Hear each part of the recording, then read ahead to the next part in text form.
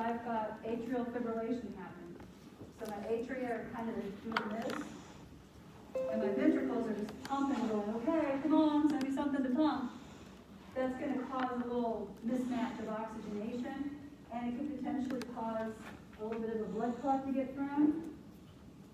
There's my injury. Now my cytokines are going to get released, so we can figure out what just happened. And they flood the area and try to figure out what's going on, and then we realize, oh, wait a minute. The platelets have gathered together. We need to stop this mess.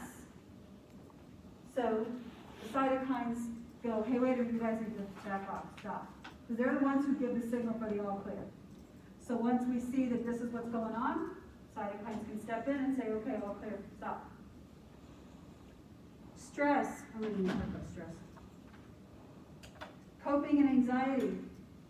Well, we just talked about how the body uses up energy fighting all of this, which we've got scientific proof that shows part of what may be contributing to that is the body's motivational drive, which is driven by the release of dopamine.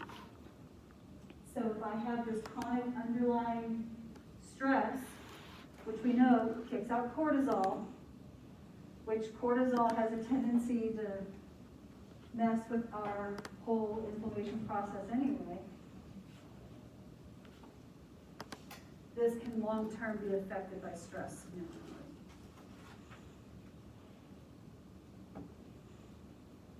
So when you guys get into sepsis, you get into myocardial infarct. I know that's all 4th semester stuff. What else have you got in here that can affect things I can't put my finger on? 3rd semester, when you guys get into cell death, tumors and cancer, immunity. We talked about the different types of immunity here. Mobility with spinal cord injury, musculoskeletal trauma, all of these things. You guys can kind of start to thinking through where it's going to fall in this process. And then how do we fix it? How do we stop it?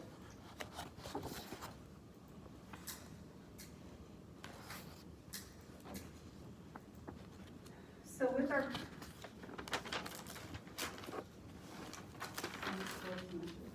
but I told you, with sepsis patients, their body gets overwhelmed by this.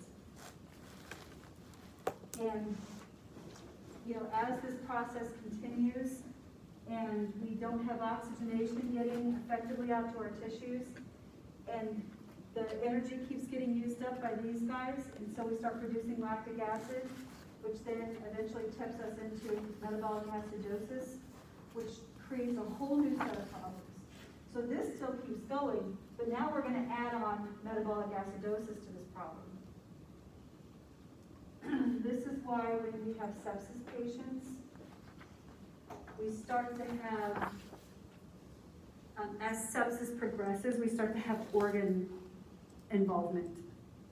We have organ involvement mostly because of this. The vasoconstriction that happens decreases tissue perfusion to those organs, especially your little kidneys. And I know you guys are going, that's not the 4th semester.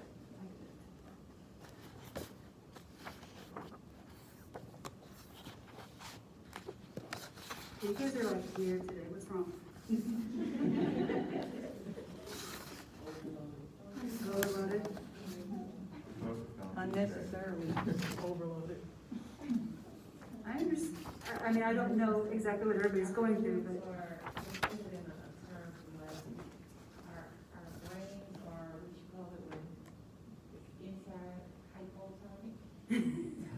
Like we, so you're about ready to blow? yeah, there we go. Okay. Well, the good news is you have next week, then you have Thanksgiving, and then it's the 2 weeks of final exams. There's the light at the end of the tunnel. So good about it.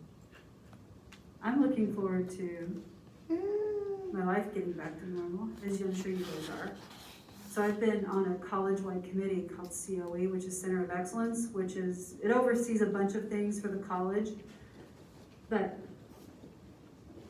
there are 3 weeks in the year, and it's the last week of October and the first 2 weeks of November, that if we aren't on the schedule to be teaching a class, we are expected to be in a meeting room at the Czech building, you know, up there by Medical City, McKinney.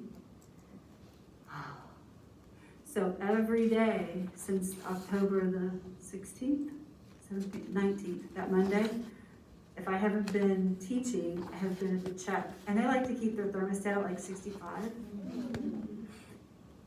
I mean, I feel like I'm being inhumane when my heat goes down to 71 at night, but no, I'm kidding, I keep it 71 at night. But 65 is a little uncomfortable when you're sitting.